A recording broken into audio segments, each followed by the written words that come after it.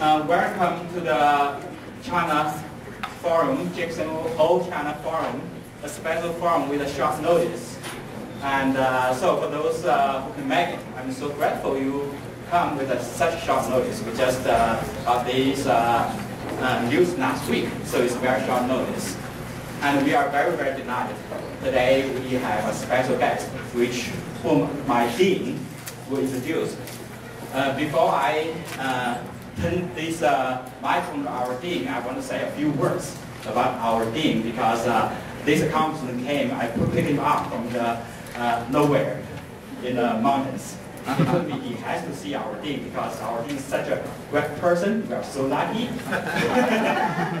have our dean here in the Congress. Everybody likes our dean because he was so straightforward to tell whatever in his mind. So that's why people like him there.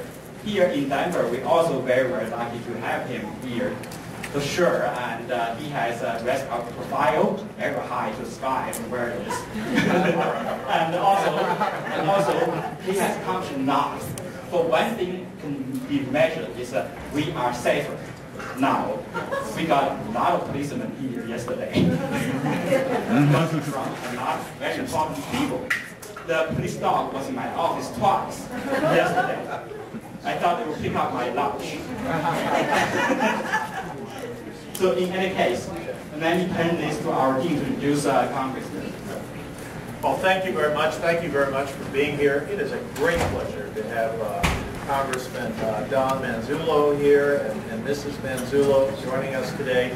Congressman Manzullo has represented the 16th District of Illinois since 1992.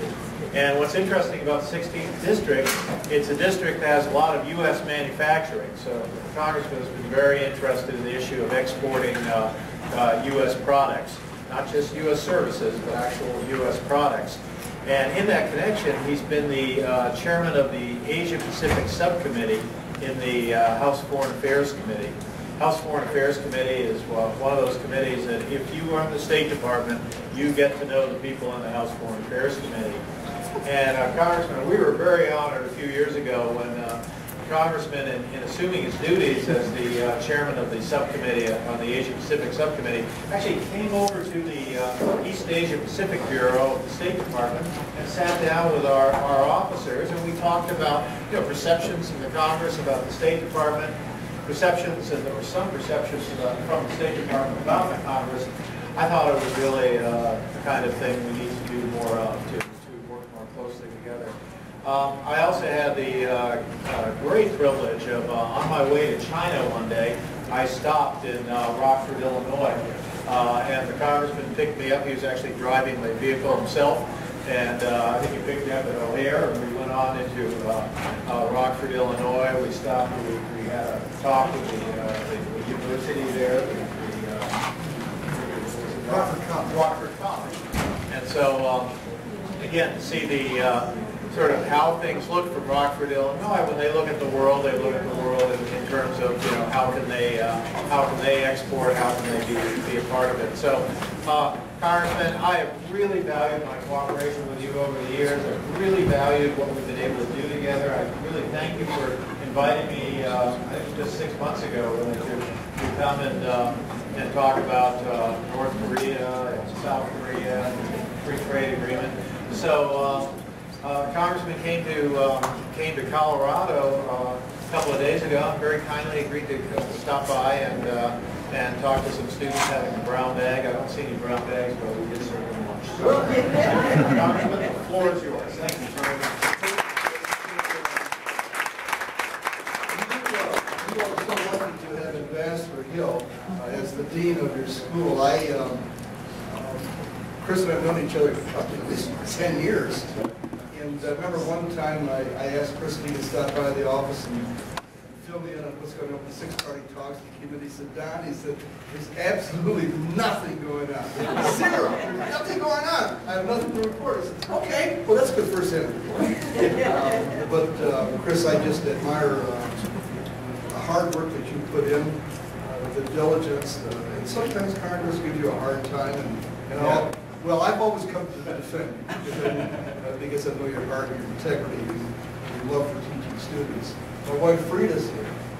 We live on a small farm outside of Rockford, Illinois. You may not know where that is, but if you know where Madison, Wisconsin is. We're about 45 miles straight south. And I have the honor of chairing the subcommittee on the Asia Pacific of the Foreign Affairs Committee. I'm also a commissioner on the U.S. Legislative Executive Commission on Human Rights, which was established when China came into the WTO in 2000. I'm the first chair of the U.S.-China Interparliamentary Exchange. Debbie Hastert appointed me that several years ago. And we spent a lot of time studying China. I had the opportunity to study Asian history under Lord Lindsay of Burke. Chris, I think you may have known him. His granddaughter, Sarah Lawrence, prepared many of the notes from which I'm speaking today. Lord Lindsay of Burke was at Nanjing University with John Stuart Layton. He fled in 1941 when the Japanese invaded Pearl Harbor. Of course, Japan had occupied Beijing at the time. Nanjing University was a consolidation of three Christian universities at the time, and now it's known, of course, as Beijing University. So it's, Frida and I had the opportunity about 2 years ago to visit with Lord Lindsay's widow. And she, I want to show you a picture here, she had just written a book called Blue Plum, and I had the opportunity to write an introduction to that. You can see if we can find the article here. There's a picture of her sitting on the back of or sitting on a motorcycle. And Lord Lindsay had often commented about the trips that he and his wife took through the mountains of China. So it's good to see you here this afternoon. I'm going to throw up just a few thoughts. Yeah, let's show this. This was a recent hearing about 2 weeks ago. And it sort of sets the theme, I think, of what's going on with U.S.-Chinese relations today. Do you want to go ahead and play that? Intrigued by how Americans try to work with Chinese based upon an American model of thinking. Mr. Cheng, I commend you in your paper for talking about something that most people don't even imagine, and that is the manner in which the Chinese approach something. If I could call your attention to page 5 of your testimony, you make the statement, paragraph 3, line 3, the first issue is that the Chinese do not think the way we do. And then you point that out by way of various examples. And also, the same pattern appears in Mr. Thackett, and actually across the board. I was at a remarkable meeting of the U.S.-China Business Council on April 22nd of 2004. And I wrote this down, keep it in my BlackBerry, as quoting Madam Wu Li at the time, who was, I guess, the equivalent of the Secretary of Treasury, perhaps. And she said that China has a, quote, market-based, managed, unitary floating exchange rate. And I wrote that down, and I said, this can't be. And then my aide there said, well, this is in the official English translation of what she said in Chinese. And what is particularly bothersome is the fact that we tend to deal with the Chinese based upon Western thinking. And I just want to throw that out to Mr. Cheng and other members of the panel. I know you agree with me on that, but talk about it and the impact it has on American diplomacy with China. In brief, sir, I would submit the following, that in many ways, we tend to think of China as a rising power, and we think of ourselves as a status quo power, which is hardly surprising given that we're happy with where we are after about 250 years of history. I would suggest that China actually thinks of itself as a status quo power. The problem is how you define the status quo. For us, in our history, China has always been a weak power and only now has been rising over the last, say, 20 years. For China, with its 3,000, 4,000, 5,000 years of history, it has almost always been the dominant power in Asia and therefore the known world for them. China, therefore, is seeking to reestablish itself. This is not Germany in 1900, newly unified. This is a country that sees itself as returning to the world stage in its proper place. That's a very different perspective. Anybody else want to comment on that? Dr. Favell? Well, just a different example would be Chinese negotiating behavior. So, for example, in many Chinese negotiations, the Chinese will want to first talk about principles and get agreement upon principles, and then sort of establish a friendship or reach an agreement. Whereas I think the American approach is sort of the opposite. You reach the agreement first, and then you sort of become friends afterwards. And so I think it creates a lot of challenges in negotiations with China, and I think it's very important to understand what these differences are and how they will affect various aspects of U.S. foreign policy. Dr. Wurtzel? Well, I think that we want to stick to a Western viewpoint because essentially those are the legal norms and the international norms by which the world conducts itself, conducts warfare and trade. I think the mistake that we sometimes make is to think that Chinese perceptions and policy mirrors our way of looking at it. So I think it's very important to understand, as Dr. Chung did, how the Chinese, or Mr. Chung, how the Chinese think about things. But I don't think we should depart from a Western viewpoint. The whole goal of our policy in the World Trade Organization is to get them to adopt that, or at least live by it. Mr. Tasek. Tasek. I would just say that China is no longer a rule taker. China is now a rule maker in the international system, and imagine what the world's going to be like when China makes the rules. Thank you very much. Thank you, Mr. Manzullo. Mr. Rohrbacher is recognized. Thank you very much, Madam Chairman, and thank you for holding this hearing, providing this kind of leadership to focus our attention on some real threats to our prosperity. Well, that was pretty interesting, wasn't it? You had 3 or 4 different views on U.S.-China relations, centering on 2 different cultures being at the same table, trying to resolve the same issue. And the reason I wanted it played is because so often it's very difficult to read exactly what the Chinese are doing. Let me just share with you a few notes that I've got here, and then I really want to open up for your comments. Now, all of you are studying Asian studies, is that correct? Chinese studies? Not everyone. Not everybody. Not everybody is interested. Okay. And there's an article that appeared in the New York Times a couple of days ago. China buys inroads in the Caribbean, catching U.S. notice. I don't know if you caught this article. China is building free for some countries stadiums, making all kinds of investments, and probably trying to find some place to park all the money that they're making from the United States on the exports to our country. And it's interesting to note a comment by one of the, Chris, perhaps you know, Dennis Shea. You know Dennis, don't you? He's chairman of the U.S.-China Economic and Security Review Commission. And he said, I'm not particularly worried, but it is something the U.S. should continue to monitor.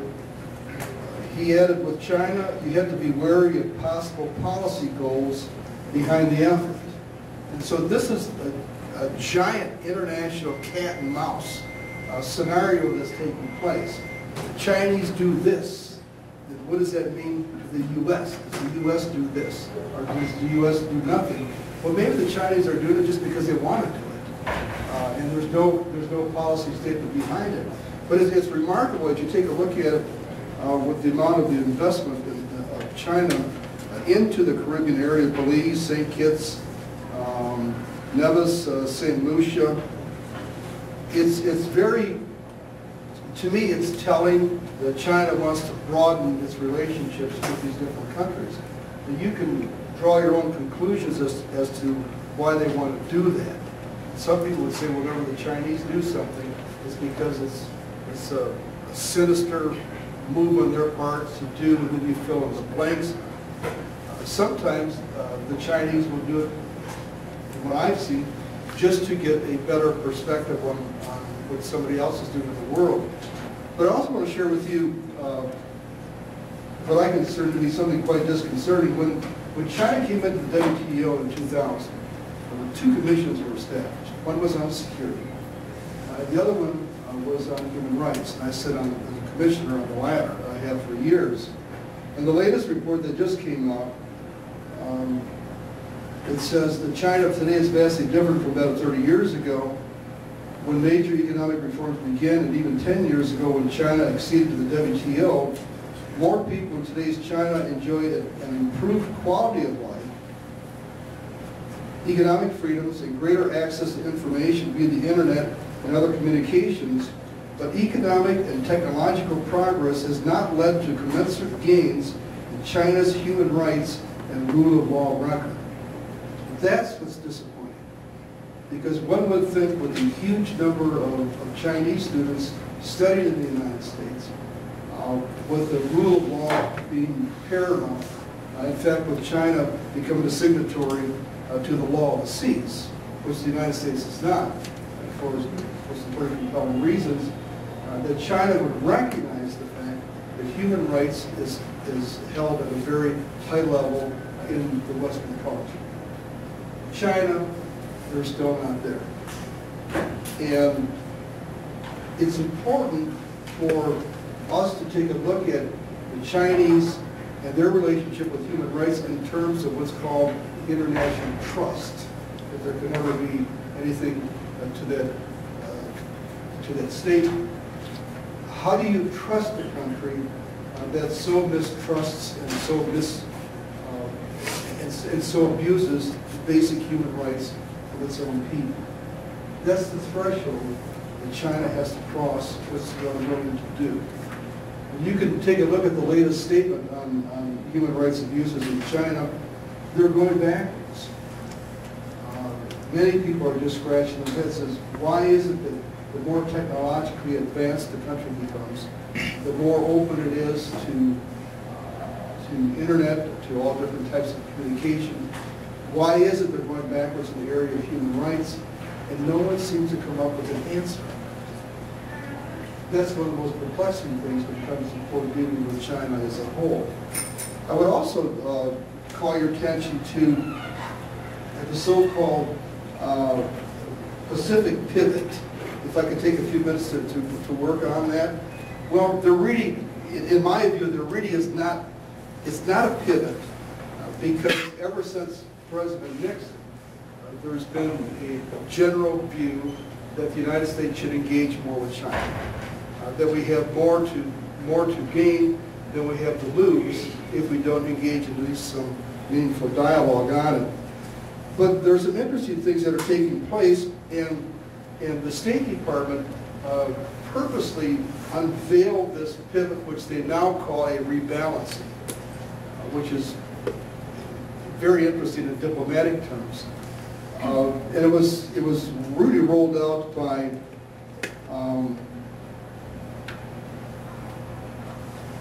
let me see, National Security Advisor Tom Donilon.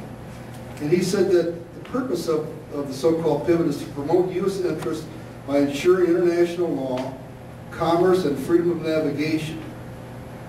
And I thought, well, that's interesting.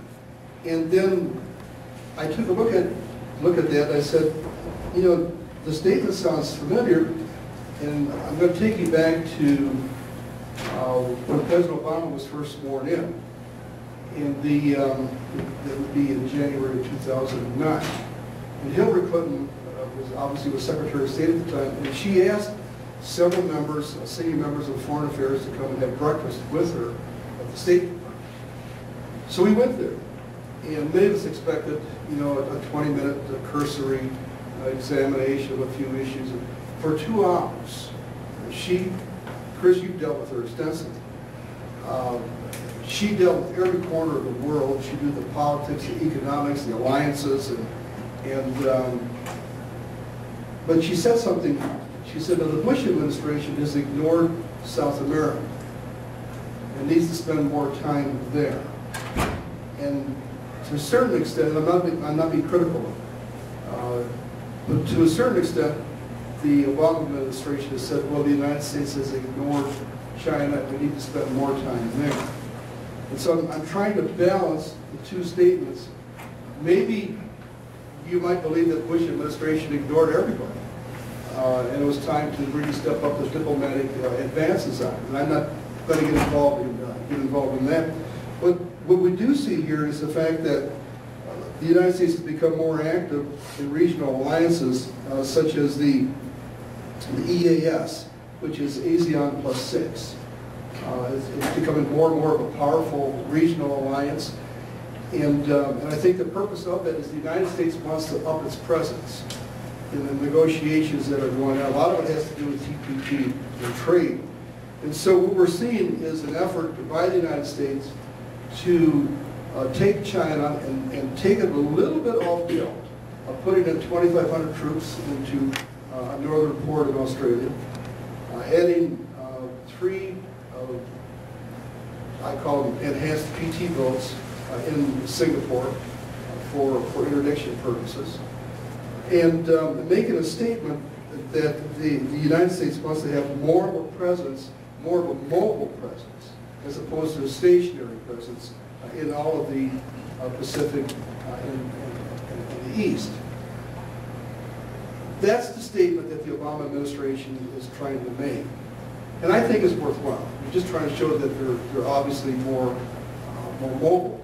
At the same time, you won't find any diminishing amounts of money going into the GS types of destroyers that we have, because the President wants to make sure that any type of missiles that we may have to use would come from the sea and not from anything that was fixed. You recall what happened when they wanted to fix those in Poland, and there was a giant pushback on that.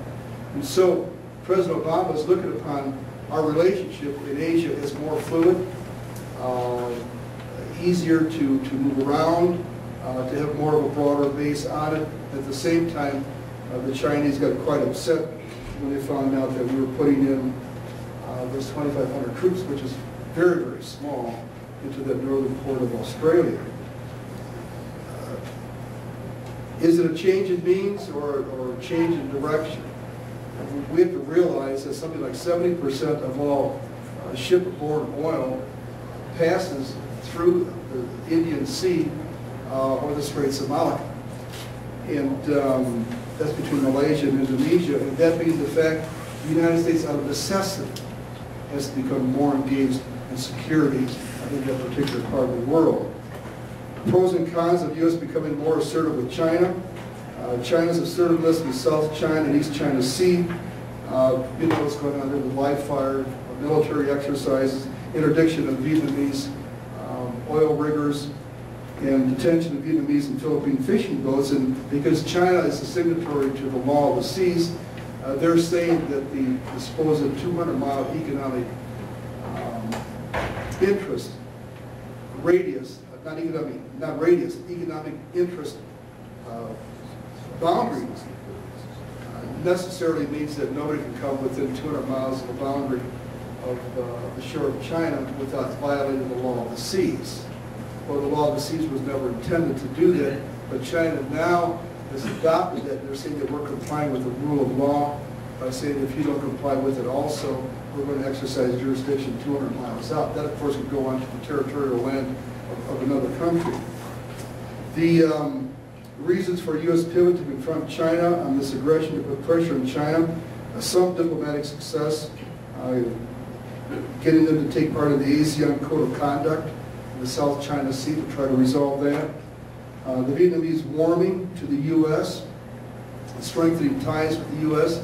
has made the Chinese more aggressive in their endeavors to have more of a diplomatic relationship with the United States. But China's impression of the pivot is that the U.S. is trying to contain China, make it more difficult to work with China on issues involving North Korea and Iran. The risk to the U.S., China is obviously the second largest trading partner, third largest export market, biggest holder of foreign debt. And so there's so many things that are going on diplomatically. We've never had more exchanges and more visits by the Secretary of State. In fact, she has visited Asia and China more times than the last 3 Secretaries of State combined, putting more and more of an emphasis on that. So what I'd like to do is open it up. I'm really interested in hearing your comments. I know you come from various parts of the world, and it doesn't have to be a question, just a comment. If you want to give me a question I can't answer, I'll ask the ambassador or I'll ask Professor Sam to help me out with it. So who wants to have the second comment or question? Because no one wants to be first. Oh, but don't do this to me. Okay? Here we are. Yes, sir. You just made the statement that the civil rights were worse now than they've ever been. What do you base that on? Human rights. That's based on the official report of the Commission, the Executive Legislative Commission on Human Rights. It's a permanent commission that's set up and monitors human rights on a daily basis, and it's a bipartisan. I mean, is it a numbers game? Is it a targeted group? I mean, I don't understand exactly what you're talking about. Well, in terms of let me give you you're obviously familiar with Liu Xiaobo, the Pulitzer Prize winner. I'm sorry, the Nobel Prize winner that the Chinese simply would not allow to attend to get his award. The disappearance of human rights lawyers and activists, they're just disappearing. Ai Weiwei was just simply disappeared from the scene. He was arrested. That's correct. And the workers' rights, the commercial rule of law, I can share with you a couple of cases where I see what's happening in China. I use this subcommittee to talk a lot about manufacturing and the Chinese piracy on intellectual property rights. And I think they're related. Intellectual property recognizes the fact that what people think is property, is protected property. And China does not have that much of an emphasis upon protection of private property. They just don't. It's not part of their psyche. Fellows, F-E-L-L-O-W-E-S, is one of the largest manufacturers of shredders, paper shredders. You probably recognize the name. They're an Illinois firm. We had a hearing on it, and Jamie Fellows testified. He had about a $180 million joint contract, joint partnership with the Chinese. Came in one day, and the Chinese partner had locked him out. The Chinese government encouraged people who had not been delivered shredders, which are a commoditized item, to sue Fellows for lack of delivery. And so they sued Fellows for lack of delivery, got judgment against Fellows, executed a sheriff's levy on that portion of Fellows' property, sold it at a bargain sale, and guess who picked it up? The Chinese partner. Contrast that to a situation that we had several years ago with Aqua Aerobics, which is a company out of Rockford, Illinois, that's engaged in the manufacturing of water purification system. And they came to me and said, Don, they pirated everything, including our website. And so back then I asked the Chinese ambassador to come to the office. And it was 6 years ago. And not only did they come to the office and see what had happened, but the Chinese ambassador went to bat for the American company in the Chinese court that was litigating that patent issue. And they came down with a ruling in favor of the American company. You don't see that cooperation taking place. There's been this incredible shift, and we don't know why. We're just absolutely trying to figure out why is it that the Chinese, in our estimate, are going backwards on the rule of law and also on the human rights issue. Yes, sir. I'm not trying to throw a defense. Oh, no, it's okay. Do you want to go up here so you can be heard on this? Yeah. I'll just These are comments, and everybody's entitled to. Yeah, I just have a really simple follow-up example to your comments. It's all right. I think no problem. Okay, go ahead. So you talk about the piracy issue in China. I'm not defending that, but also a small story I want to share is several decades ago, China was very advanced in its technology in those high-tech beans, in agriculture, and so high-tech beans. Beans. Okay. Yeah. So U.S. sent a delegation to study that, and as a return, the U.S. the Chinese scientist group gave the U.S. delegation a sample of bean, and then the U.S. delegation took it back and studied that bean and developed the whole product chain based on that bean. Of course, the Chinese scientists had the patent on that, but I don't know if you would call that a piracy. Well, it is piracy. I was not aware of that situation, but there have been studies done. National Association of Manufacturing, I think, came down with a study that talked about the billions of dollars being lost by U.S. companies in piracy by the Chinese. Knockoffs. We were in China about 5 years ago, and they were selling on the streets CDs of movies that were being shown here in America for $1. And then interestingly enough is when you leave China to come back to the United States, you can't take any CDs with you. We talk about the Rolex watches, not Rolex, Rolex. And one I looked at didn't have a stem on it. You couldn't adjust the time. But that's okay because China's on one time zone. So they didn't need to adjust the time. But I mean, the pirates, you thought that was very funny, didn't you? Thank you.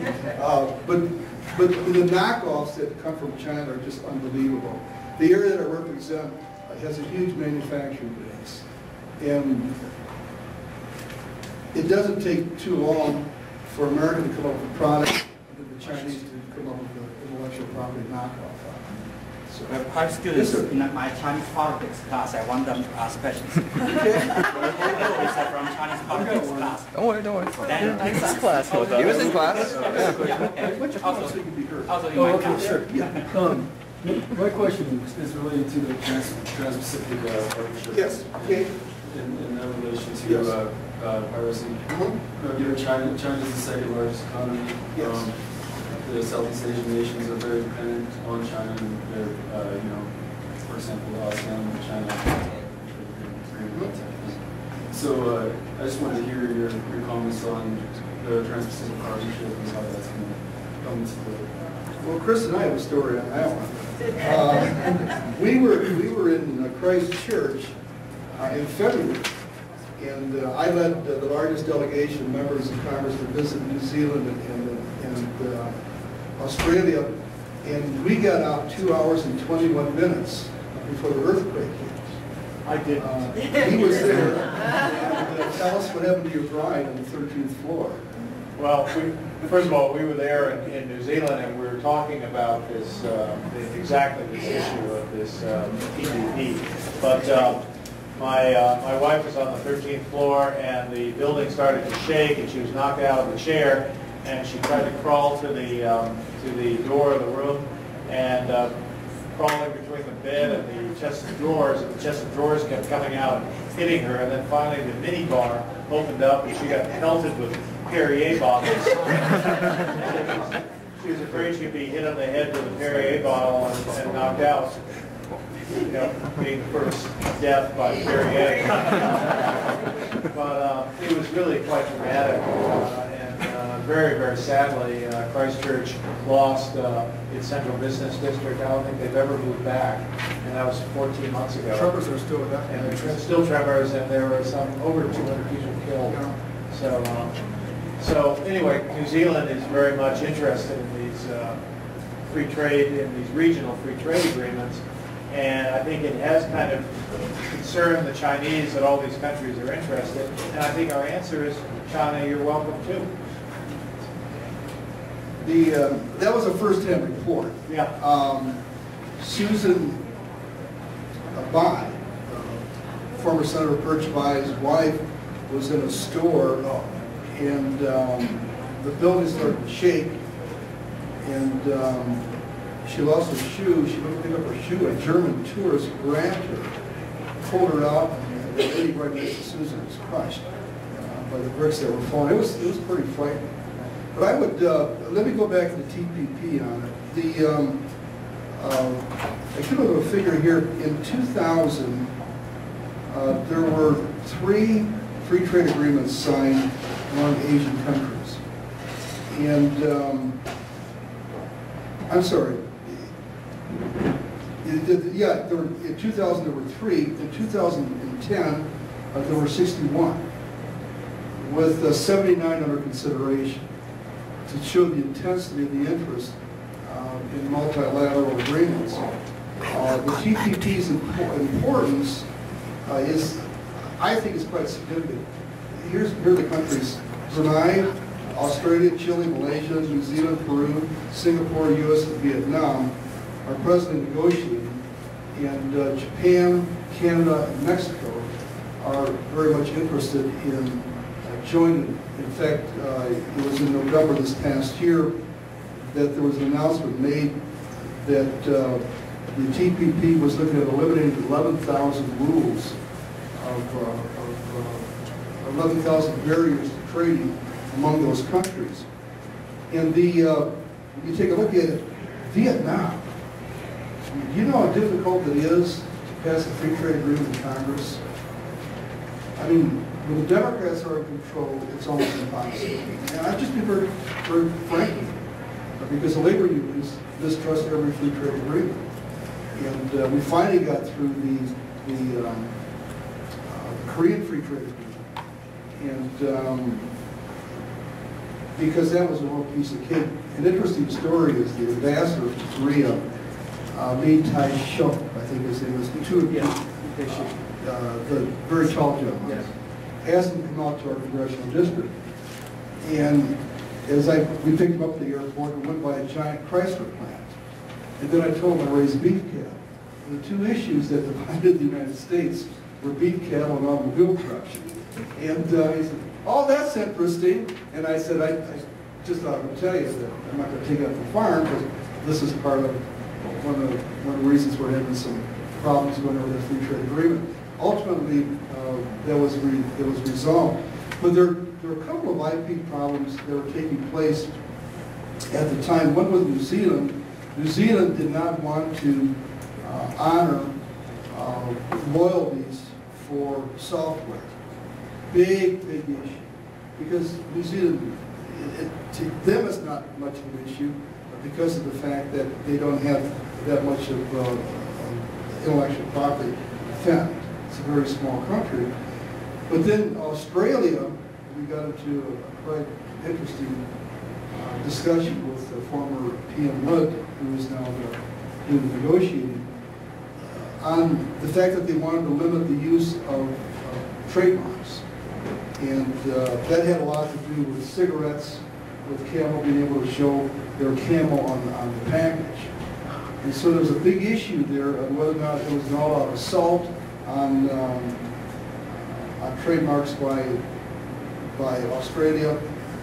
or whether or not it was simply limited to tobacco products. They explained to us it was the latter, and nothing to do with intellectual property. But sufficient was enough that that's one of the reasons that I engaged in those talks is because of intellectual property. The TPP presently includes Singapore, New Zealand, Chile, and Brunei. The way it's set up is that a country can join. You don't need all these countries to join at one time, and it increases based upon a consensus of the people, consensus of the people that are presently in it. What's interesting about the TPP is the fact that they want to make what they call a 21st century TPP, so it can be expanded not only for countries in the future, but also discussions on agreements such as supply chain management and regulatory compliance. This brings it to a whole new level. President Obama has stated very forcefully that he believes that the United States should be part of the TPP. The Japanese want to get into it. The big problem that American manufacturers have with the Japanese is because of the lack of access to American automobiles going into Japan. And so I've had both the ambassador from Japan in my office and the makers of the big three talk about that very same issue. Can they resolve that issue? I think they can. And so I see a real opportunity here for the United States to be part of the TPP. The reason the U.S. has to get involved is because if it doesn't, we're really going to be on the outs. And this could be one of the largest regional free trade agreements that exist.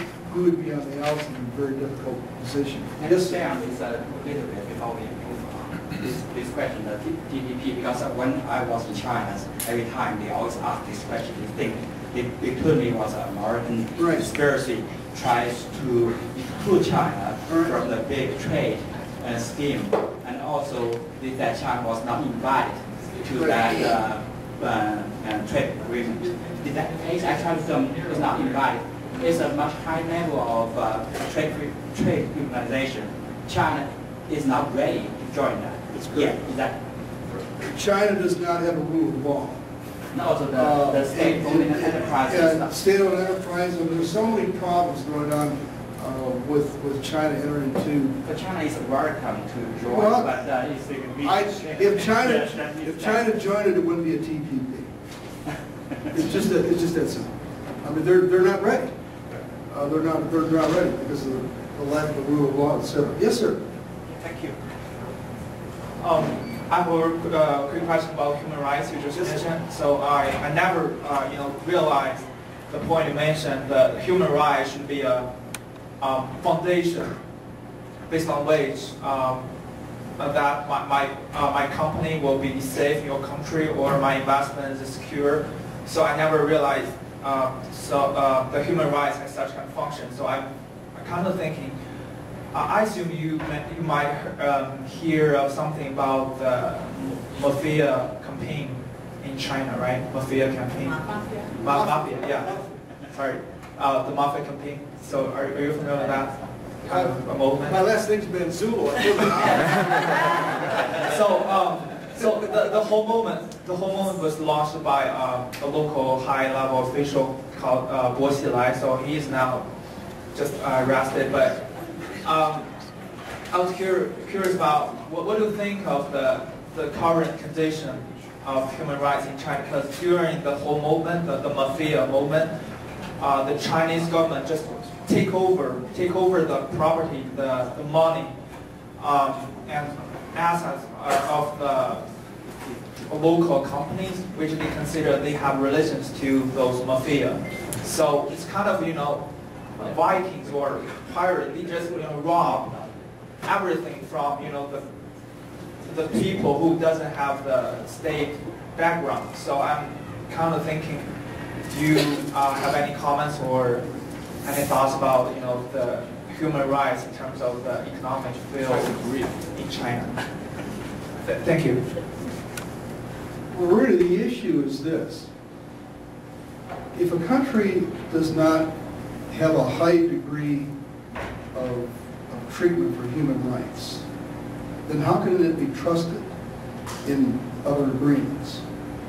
It goes to the basic issue of property rights, because we believe that what we think with our mind is protected property. You know how easy it is to condemn property in China. You go by and there's a red X on your house and you got to be out. And they try to make some compensation for it. Is that the respect for personal property and private property, including the dignity of a human being in China, that's looked upon by the Western world as a stumbling block to China living up to different agreements. I mean, it's all you have to do is just take a look at the WTO. China was mandated, I think, every 2 years to come up with a list of state-owned enterprises. And they don't do it. They're not complying with the agreements to which they're signatories now. And if China ever tried to get into TPP, Professor, there would be no TPP at this moment. Okay. Any other questions? Yes, sir. I have a... Oh, no, go ahead, Shaggy. Okay. Here. Thank you. I want to ask a question about North Korea, and you just said that North Korea is one of the problems. Probably, thank you very much. Probably will restrain the United States and China's cooperation in the future. But according to my understanding, North Korea is really hard to control right now, and especially China sacrifices its reputation, and to protect North Korea, that's really bad, really sucks, I would say. So is that possible that China will switch its opinions or attitudes towards more cooperations with the United States, like based on the common interests, like North Korean nuclear weapons, or the unification of South Korea, or North Korea? So is that possible there's more cooperations on North Korea, but instead of conflicts or different opinions?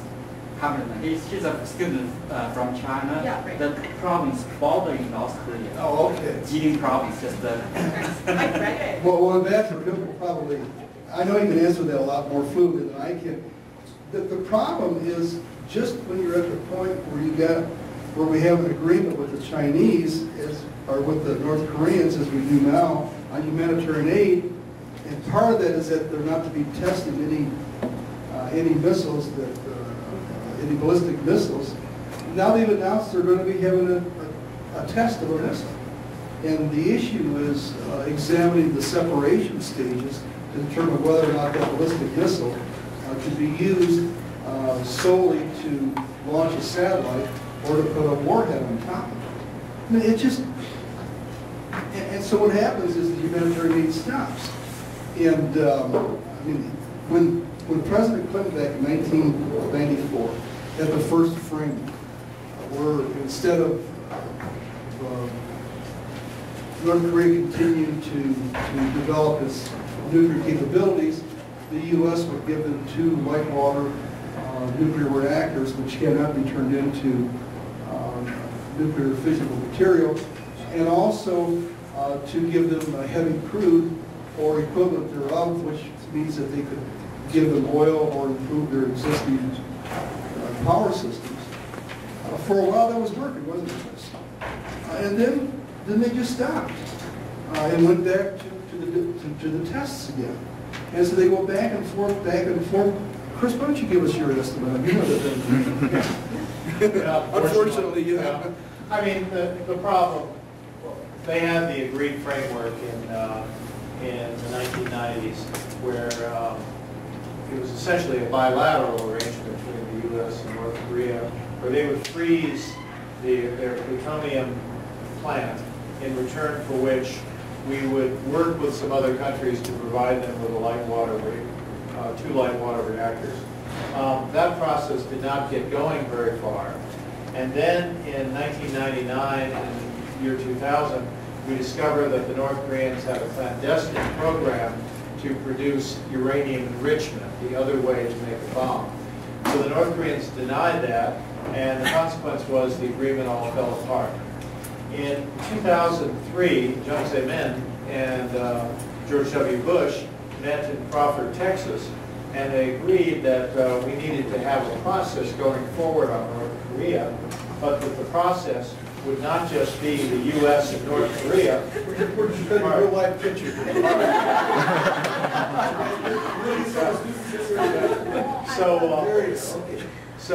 But it was agreed that the United States could not solve the North Korea problem. We needed everybody involved, and so the Chinese agreed to take the chair of the organization, the six-party talks.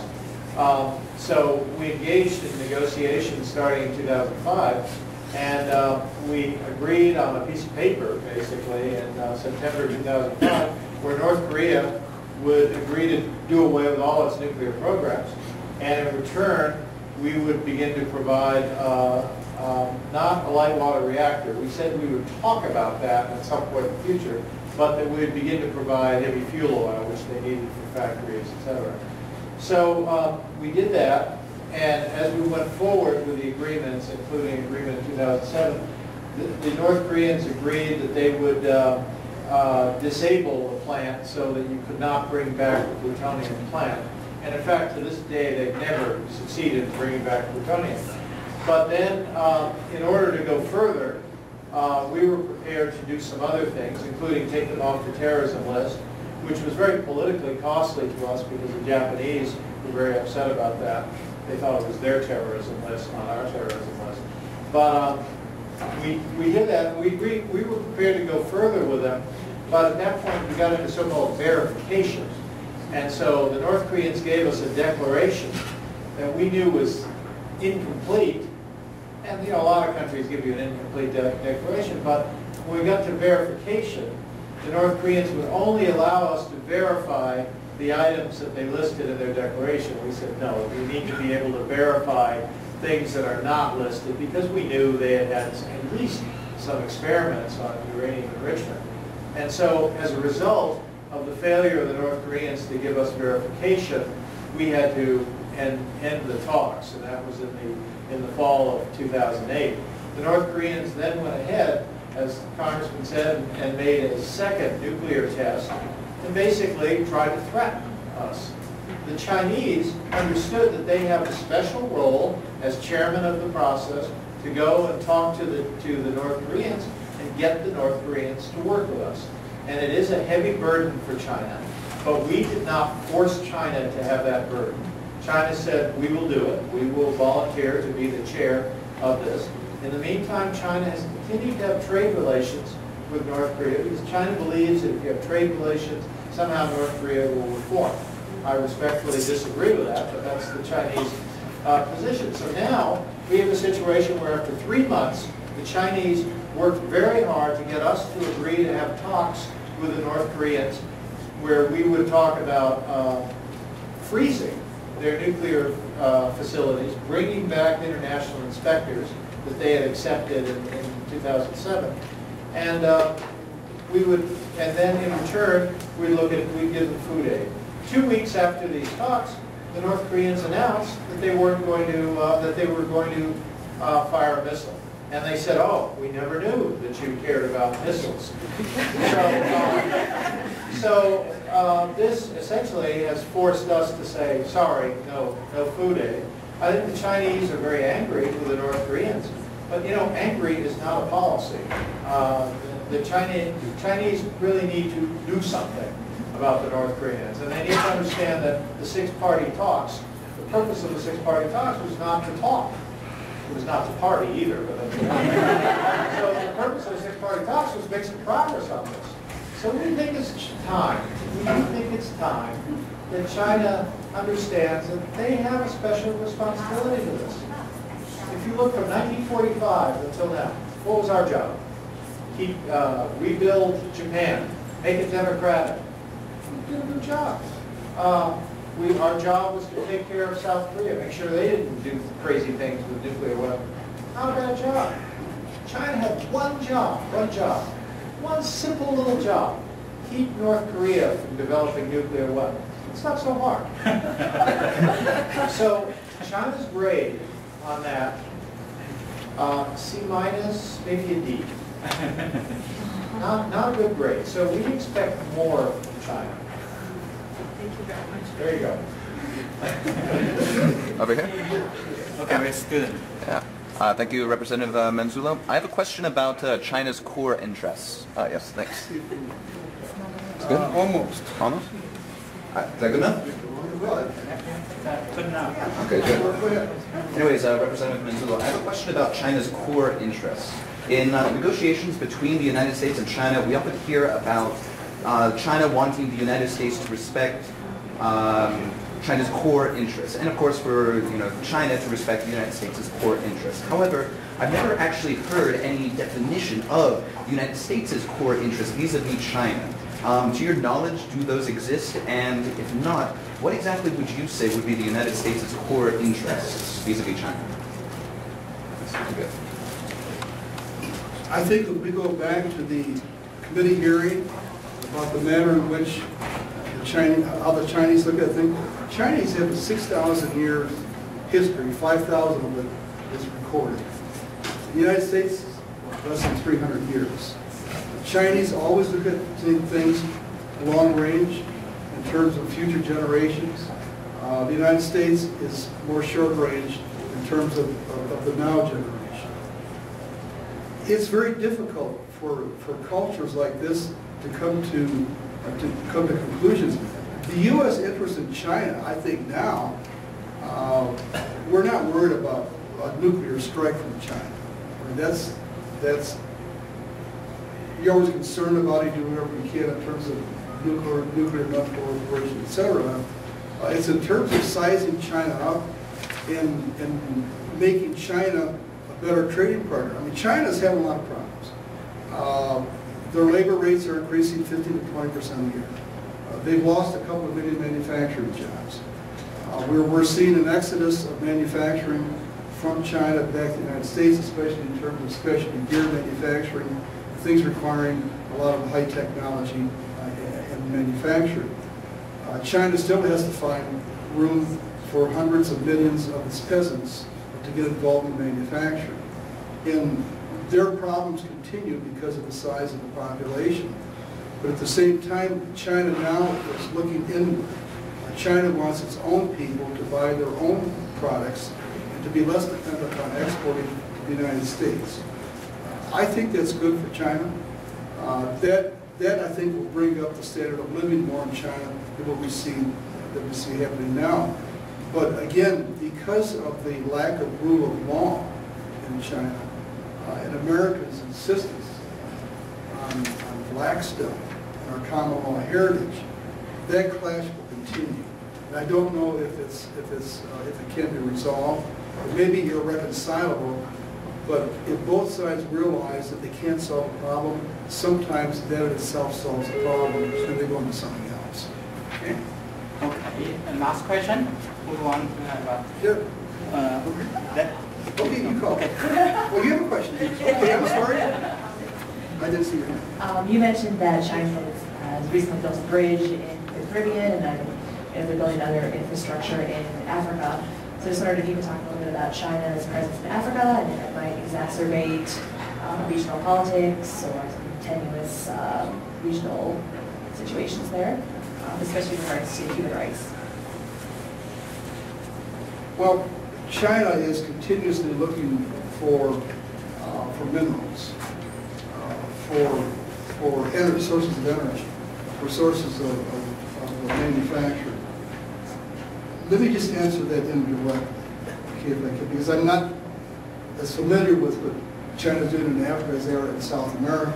I guess because South America is closer, it's within our own hemisphere. But China's reaching all over the world to find minerals. They bought extensive deposits, ore deposits in Minnesota, for example. But China will use their deposits, for example, in rare earths. In a dispute with items with Japan, China cut back on the amount of rare earths that it was shipping to Japan, where China takes the rare earths and reduces them, the oxides to metals, sends the metals to Japan, and then Japan will make the high-end rare earths, neodymium iron and boron, for example. And so China began using mineral deposits as a source of political strategy. That's pretty frightening.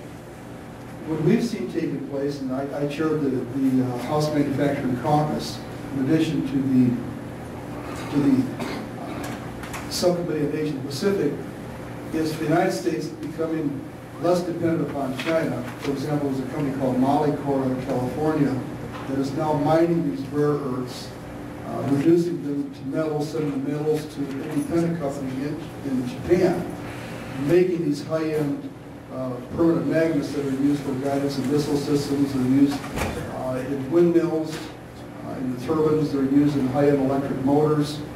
So there's less dependence upon China as a source of minerals. Are you with me?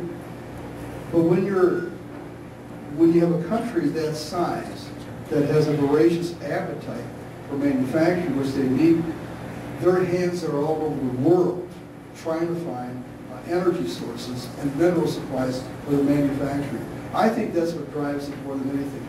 Is there anything particularly evil about that? The answer is no. Everybody else is also eager to do the same thing to enhance their manufacturing. I think that's at the core of a lot of what we see China trying to do. Okay? Okay, before I thank the Congressman, we might want to have a private because time will not end at 1 o'clock. So, and before we thank the speaker, I want to mention our future events. Next week, our speaker from Washington, Dan Wright, he worked for Secretary Paulson, Secretary of Treasury, on U.S.-China economic dialogue. So he will come talk about U.S.-China economic relationship next Tuesday. And then we have our annual conference, Beyond History, and the reconciliation and the sources of conflict in China and its Asian neighbors. We have speakers from China, from Hong Kong, from Japan, from South Korea, from India. So if you have not signed up, I have a form behind. You can sign up for the conference. We really hope you will come. And also we have a last event of this quarter. Taiwan's former chairman of the foreign policy design and planning at their foreign ministry will come talk about Taiwan, China, U.S. relationship in May. So please pay attention to our announcements. Finally, please join me to thank Congressman Manzullo. I hope I pronounced right. And also our team.